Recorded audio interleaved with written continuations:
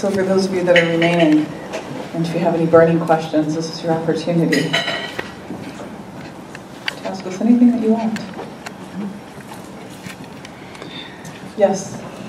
I was curious when you spoke earlier about the microdosing, not microdosing, but the underdosing, and how do you promote underdosing among people who see psychedelics as something that they do for fun in festivals or outside of festivals?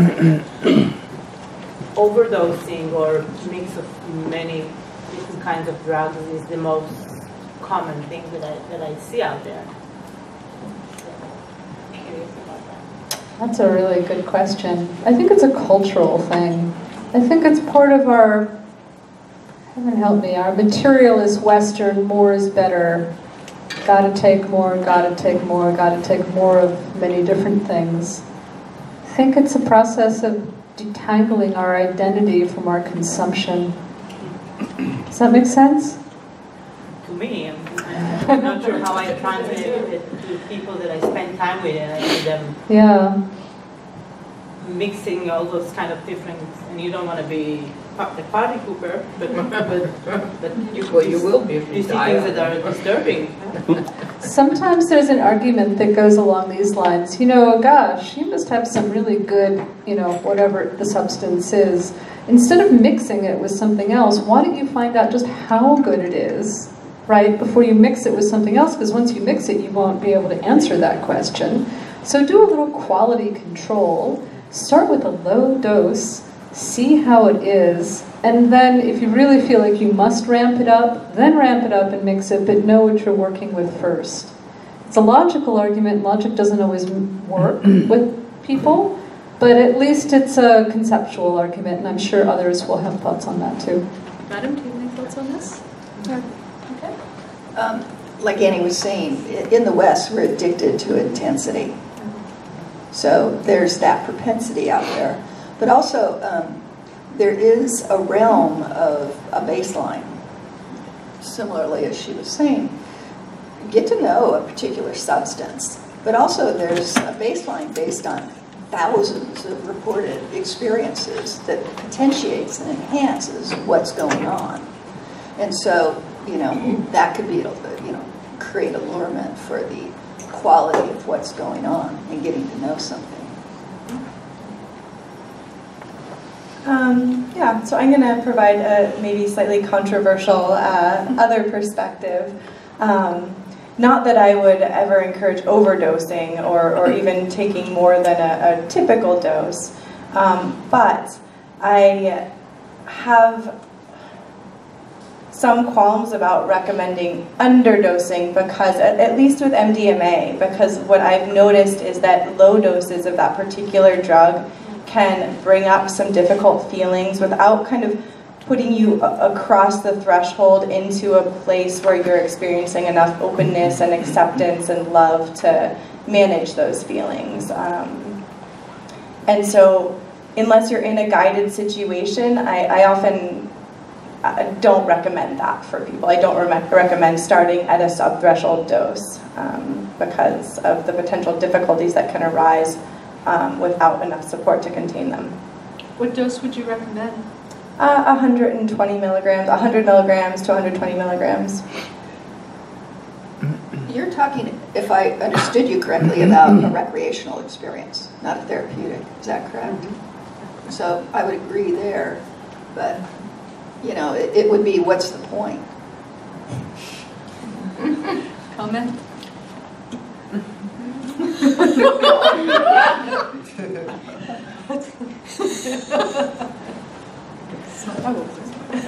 Actually, so there's an interesting body of work out there that does look specifically at microdosing, and you can read about Jim Fatman's perspective on this and the work that he and some friends have done. What they've done is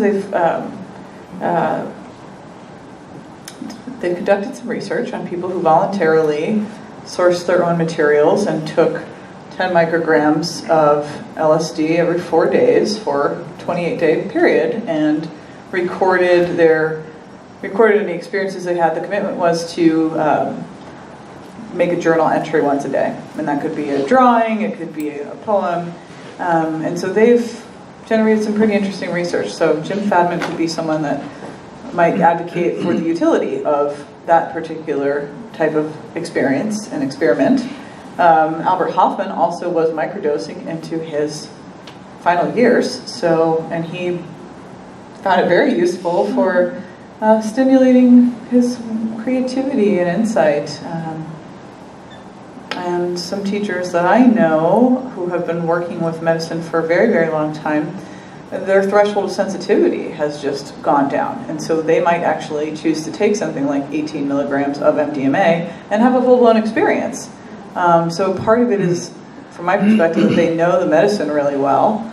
They know how to navigate the territory, and their experience and sensitivity is different than maybe someone who's addicted to intensity or in a recreational context or in a place where they don't feel safe. Because a lot of opening up to an experience, whether it's with a high, medium, or low or micro dose of something, is about the context, the setting, the intention one brings, who's around you, what the situation's going to be that you're in, and who's receiving you on the other side. So a lot of that colors the experience, of course.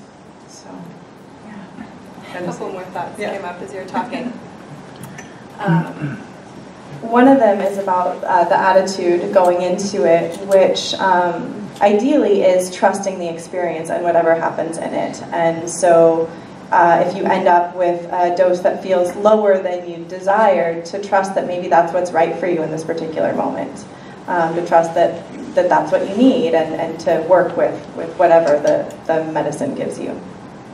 Other completely separate thought, which I was reminded of as you were talking about Fadiman's work, is another study that he did using microdoses of psilocybin for, I think they were either scientists or academics who were working on some sort of problem and felt stuck, had come to a sort of impasse in their work. And he had them, I think there are maybe 8 subjects, that was a while ago that I read this, but maybe 8 subjects, and they all took a very small dose of psilocybin and were able to break through that impasse. I think every single one of them. So it's sort of showing the potential of microdosing and psilocybin for creativity. There's a large body of, anecdotal knowledge about people even using LSD for creativity enhancement, including Francis Crick, the discoverer of the double helix, and the guy who discovered the mouse, and all sorts of cool things like that. So there's a lot of that, and of course Steve Jobs, his famous comment, that doing LSD was one of the most important things he ever did in his life, and directly inspired him to, do what he did. So it's a really interesting topic. I guess, to your question, how do you feel in that situation? My question was about people, about the underdosing that Annie was talking about. But are you asking me about microdosing at the moment? No, I maybe misunderstood the question. I thought that you were around people taking massive doses and feeling uncomfortable about saying anything. I was around people taking, obviously not believing in underdosing, and also mixing different substances to an extent that made me feel uncomfortable. And then I was a part of the experience, so it was difficult to step out and say, hey, I don't know, but could have said in a different situation, but no, I didn't say anything at the time. Just made my own choices. I noticed, Patricia, specifically, you were talking about integration and how the integration is a really important part of what's going on here. We talk about that a lot with ERIE as well, but it seems like there's almost 2 different types of integration. There's integration that deals with more therapeutic issues, and there's integration that deals with more philosophical and spiritual issues.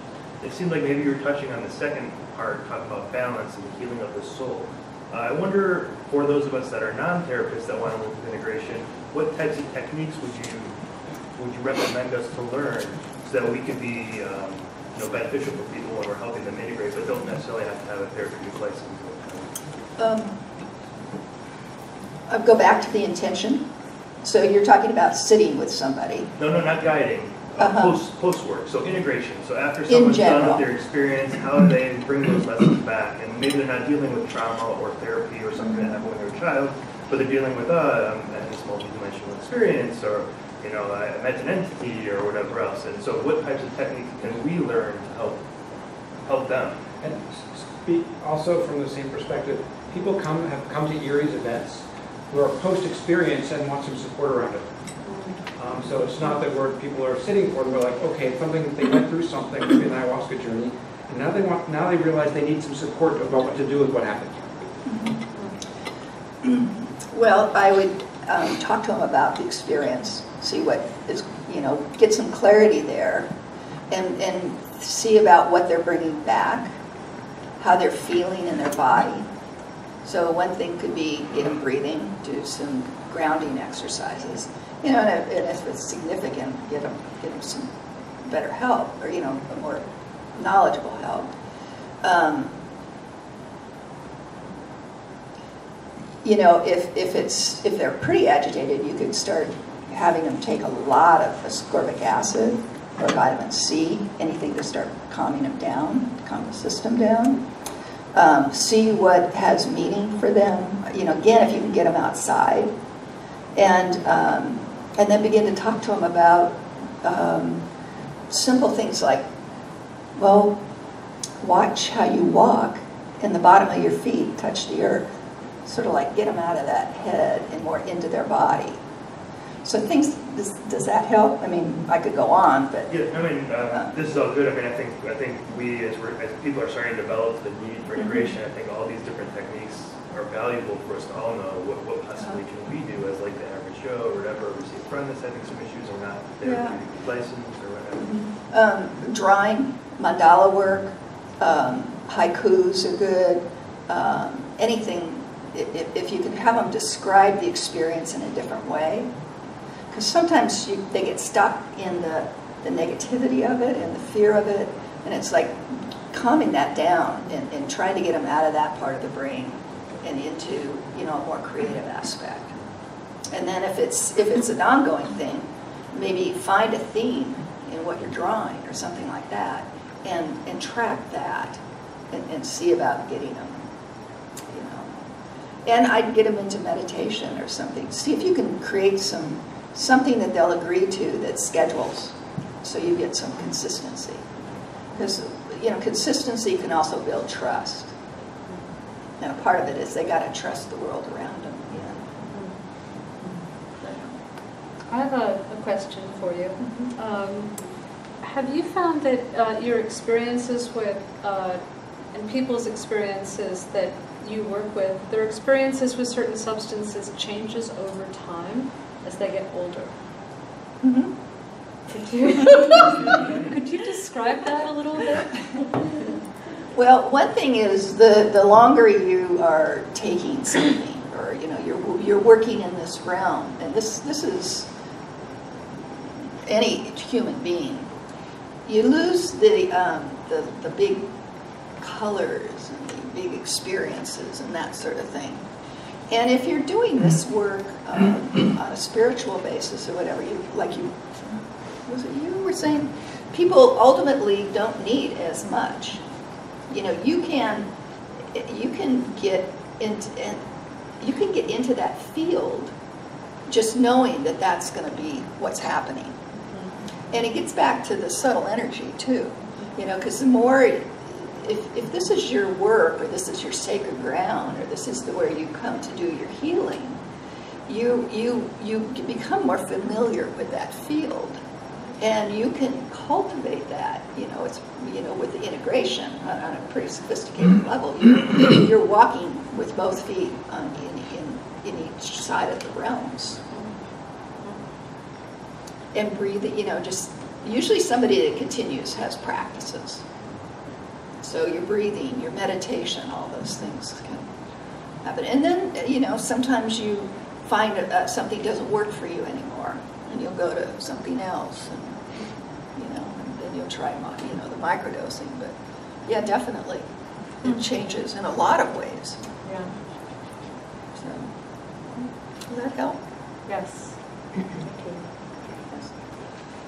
I was wondering if it's people are now getting legal drugs, because if these are illegal drugs, how do you know what the dose is that you're getting? Well, I'd like to answer. Good.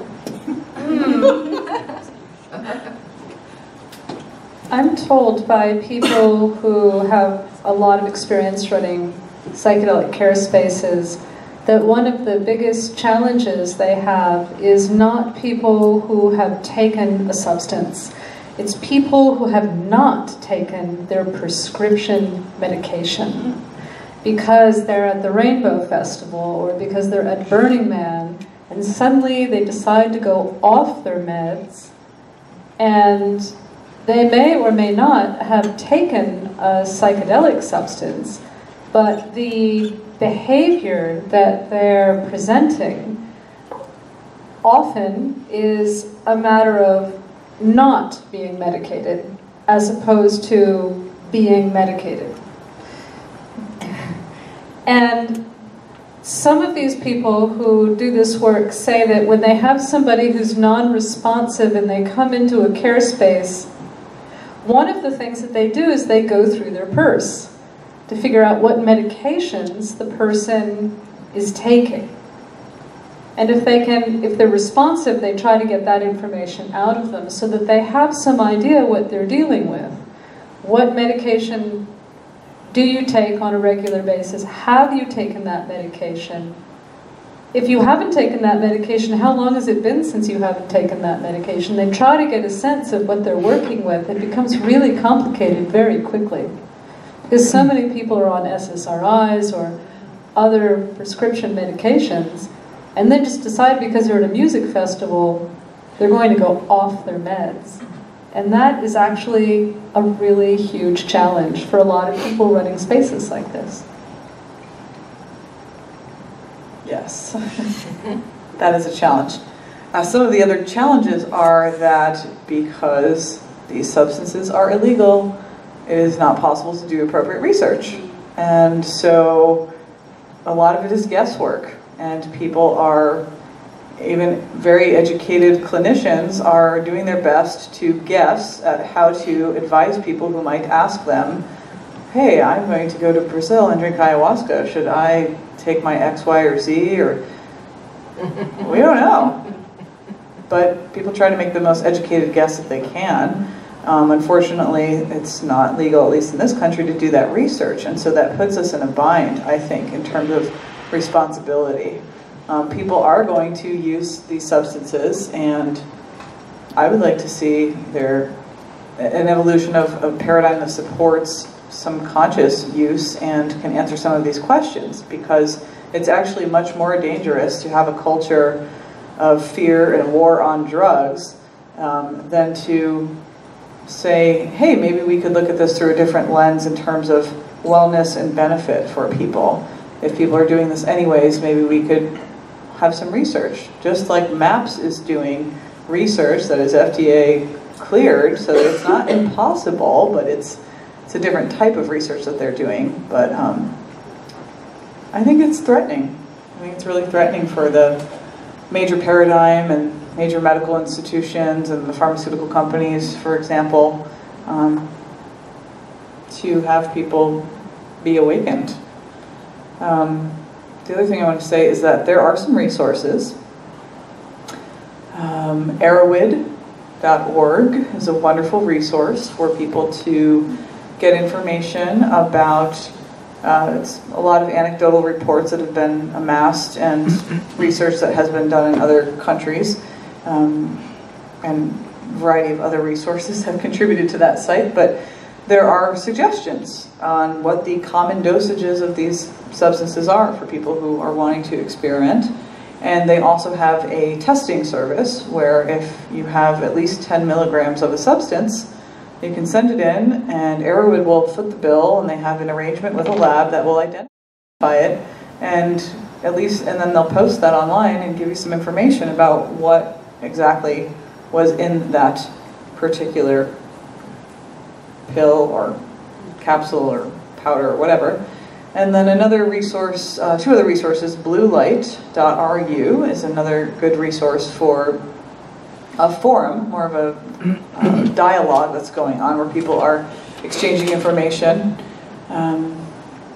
And entheoguide.net is also another good resource. And last but not least, Dance Safe has kits. They're still around? They're still around. Dance Safe has kits that anyone can buy, and it's pretty self-explanatory.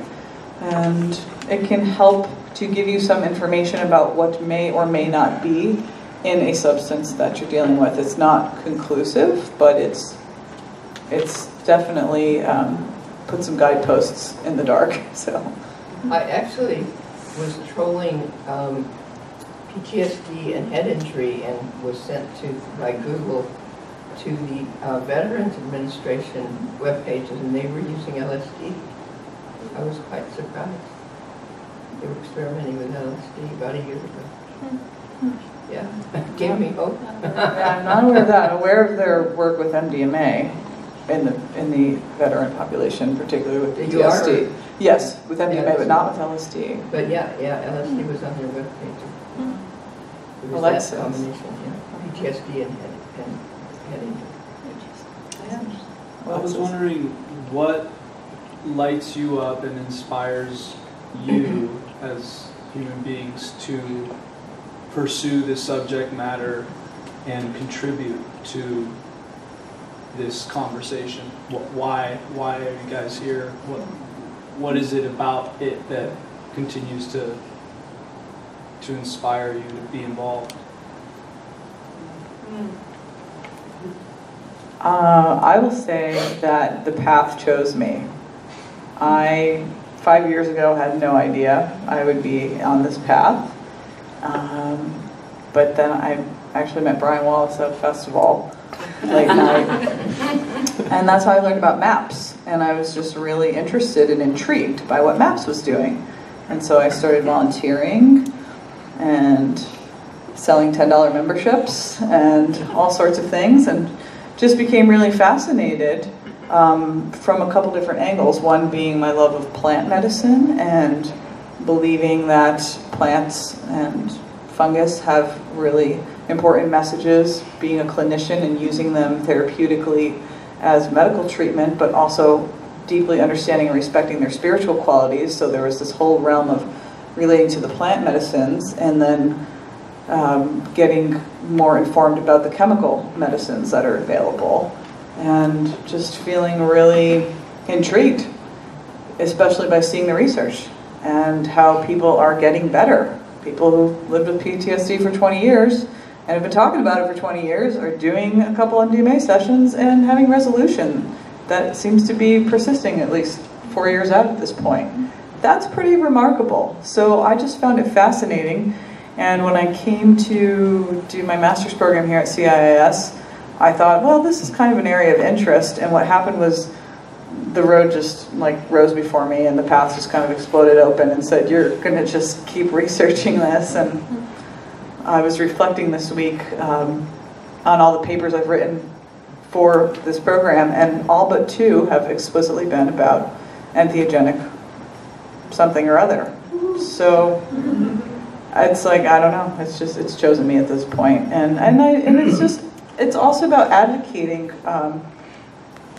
for these other ways of knowing and these other dimensions of sacred technology that I think we really need right now. Because what we've got and what we're doing in the reductionist materialistic paradigm is not working, and it's causing further harm and destruction. And as my teacher said, that I quoted in my talk, we are living in a modern culture that extinguishes life and does not have the context to imagine what extinction is. So these help us get back in touch with that deep knowing. So, yeah, here I am. Yay! I'm glad you're here.